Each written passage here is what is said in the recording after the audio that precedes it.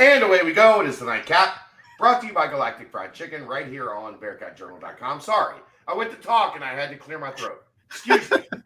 Sometimes it happens. I was too far away from the mute button. Let's get it going. You know the drill. www.galacticfriedchicken.com. Download the app for Android, iPhone, everything Galactic.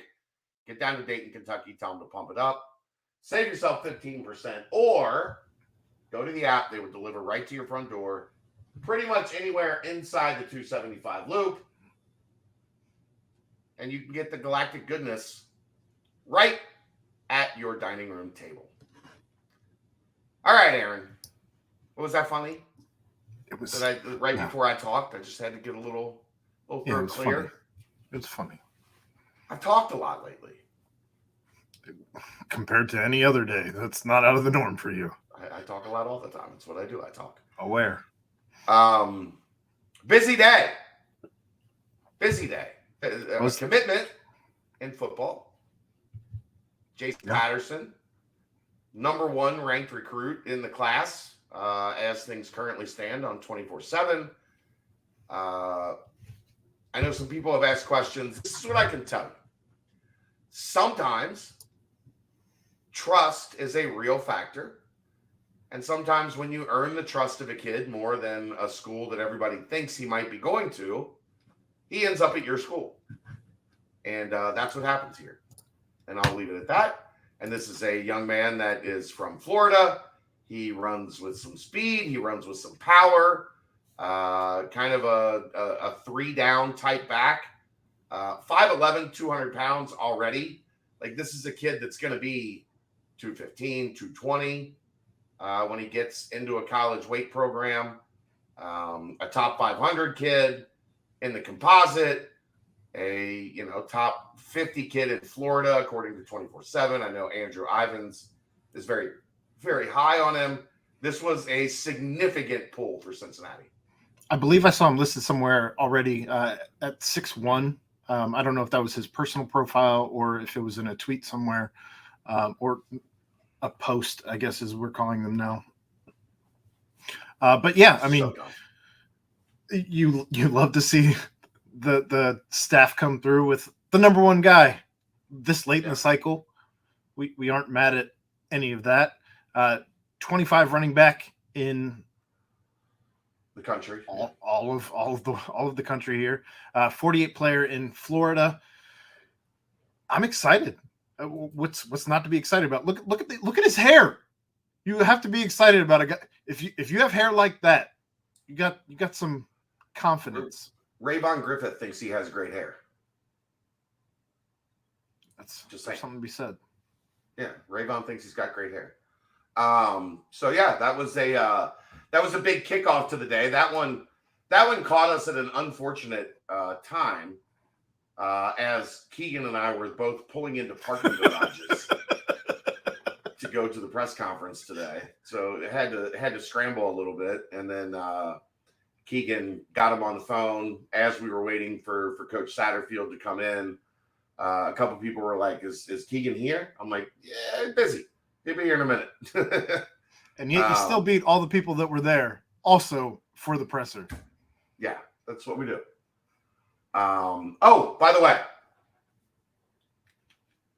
Wednesday and Thursday this week. So what? The 2nd and 3rd. All day, both days, Bearcat Journal, 75% off for a full year of membership. We are about to have the best camp we've ever had. We have the best team we've ever had. We are about to dominate camp coverage. Join. If you are not a member. By team, you mean Bearcat Journal, not the Bearcats. No, Bearcat Journal. We have the best team that Bearcat Journal has ever had. Aaron here, Dave, Brent, Royer, Keegan, Reagan, Carrie, Eric, Brett. Like, we have you covered. So if you are not a member, if you watch these videos every day and you have not become a member of Bearcat Journal, tomorrow, Wednesday and Thursday are the day. 75% off. You get a whole year for like $2.20 a month, $2.40 a month. So do that and come join us and see what the message board community is like, and get the other side if you've just been enjoying the nightcaps. Get the full experience. Anyhow. By the way, back to Jason Patterson. He did hold offers from Boston College, Kentucky, Rutgers, Vanderbilt. I'm sure some others. That's just at the top of the list here. Definitely made visits to all of the above and chose Cincinnati. So Kentucky hates to see it. Went a little different than anybody at Winwoods.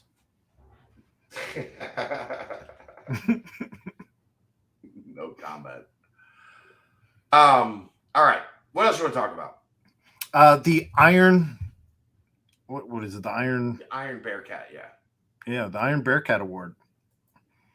That's a big one every year. Presented by Nico. Go ahead. Keep going. You got the stage?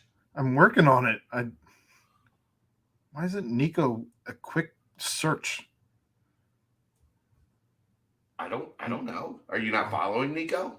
There it is. Well, he's not a Czech, so I had to. Anyway, Nico presented the Iron Bearcats Awards for the, he says, demonstrating unquestionable effort, attitude, toughness, EAT, and he added leadership. This summer goes to Juwan Briggs, Trevor Rosevich, Evan Prater, Dante Corleone, Daniel Greshik. Funny to hear people in the media still saying Griziak. We learned quick here. Yeah.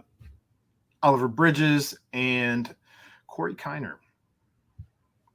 So those are your Iron Bearcats, basically doing everything that Nico has asked and then some.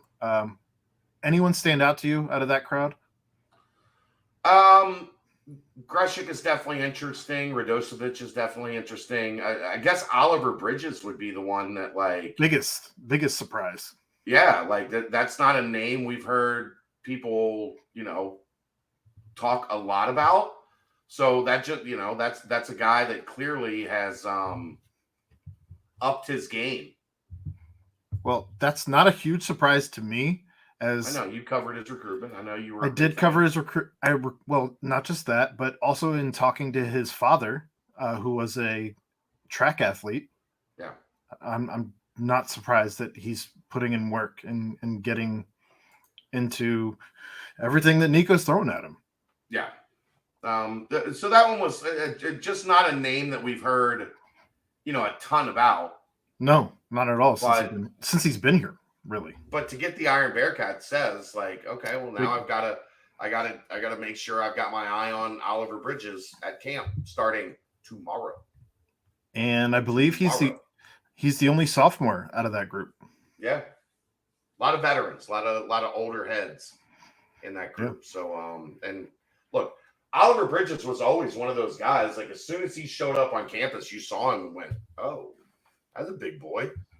That's the guy that looks the part.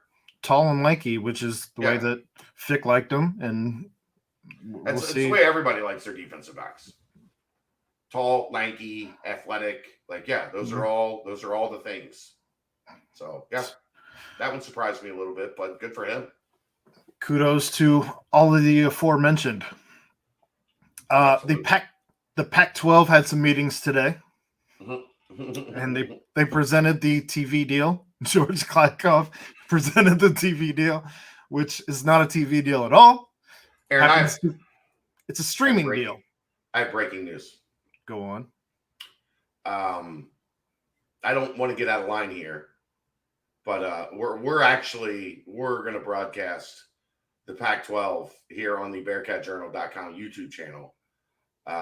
Me, you, Dave, and Brent are on the call. Dave will be doing play-by-play. I'll be doing color, and then you and Dave will be on each sideline as sideline reporters, like the NFL stuff. What a joke! It's apparently all streaming. Look, we weren't far off with the numbers last night. Apparently, it's being reported right around that 20 million. Yeah. All on Apple, and good luck selling that to your fan base. With escalator clauses, if they get like hundreds of thousands of their tens and hundreds of thousands of their fans, this group of schools, the majority of them struggle to get people to their games. Well, and I they're going to imagine put escalator clauses in to get really. I imagine most of the people in Stanford and Cal and the West Coast teams, that basically anybody who already wanted an Apple TV subscription already has one. Right. I don't know that that's a sell point for any. You know of what? those Actually, teams. here's what's interesting to me. Like, generally, those sports fans in the Pacific Northwest and out west, they're also soccer fans, and the MLS is really big out there. Agreed. Most of those fans are already going to have Apple TV to get MLS. So we'll see. Yikes. We'll see. Yikes. Just not a good sell point. What I saw somebody to say today. Look, if you get 70 billion new subscribers, then you can pass the Big 12's $30 million. And then somebody was like, there's only 3 billion people in the world. And it was like, well, figure it out. That's your escalator clauses. Go get them. I can't see it. Can't see it happening. I don't know that there's enough people in the country that care about the Pac-9 at this point. Absolutely are not enough people in the country that care about those teams. None. And if you're gonna try and watch football after this season on the West Coast, you're probably going to be watching Big 10 or Big 12 or. Well, think about it. At night, Mountain West. You're gonna have the Big 10 is now like NBC, and you've got ESPN, you got Fox, you've got all these major people that are going to be broadcasting games that go until 11 o'clock. Like, they're going to kick off at 7:30 or 8. That means those games are finishing, if you know how college football works, at 11:30, 12 o'clock. Everybody's just going to go to bed. Like, do I go to bed? The degenerate gamblers. Correct. I was going to bring it up if you didn't. That's Correct. it. That's it. Looking at you, Mike Boston. Looking at you, Aaron Smith. No, it's only $5 here and there. It's fine. I know, but you got juice. You're going to be watching. Like, Brent's 100 times worse than me. Worse. No, 1,000%. But when the Bearcat brunch rolls around at 10 o'clock or 9 o'clock or 10 o'clock or whatever it is on Sunday mornings, be like, Aaron, how you doing? And you're going to be like, oh, I was up late watching Hawaii. Why'd you make me the coach from Major League? No, that wasn't Lou Brown. I know that voice. Get out of here. I just woke up. Like, I rolled out of bed 4 minutes ago to set up the room and get this show started. So outside of that, though, the only other thing we wanted to do tonight is talking about Talkin. Satterfield took the stage. Coach Brian Brown took the stage. And new offensive coordinator, Coach Glenn, took the stage. It was like watching a rerun, listening to Satterfield today after having watched your Satterfield interview it was last conversation night. I watched the Satterfield interview you conducted last night after we got done recording. But today, he almost gave some answers were almost verbatim. Yeah, that's why I do that first. Like, that's the whole point of me doing that first. The difference was he only went 22 minutes today instead of 30 minutes with you yesterday. I had better questions. Come on, bro. Nothing really stood out to me outside of what you had already asked him in the Satterfield interview. I don't know if you felt the same way.